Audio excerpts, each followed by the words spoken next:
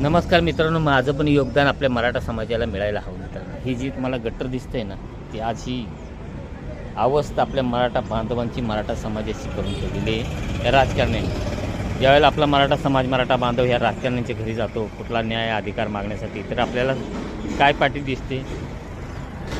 विचारल्याशिवाय कोणीही आतमध्ये प्रवेश करू नये, तसंच नो पार्किंग, वाहने उभी करू नये. मित्रांनो, हीच कंडिशन आपल्या मराठा बांधवांची होऊन बसली.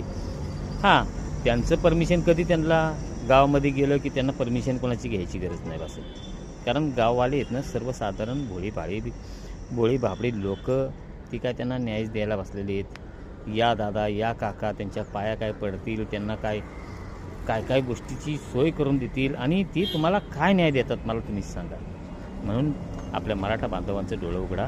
तुम्हाला जर ही परिस्थिती नको असेल ना, तुम्हाला ही वाईट अवस्था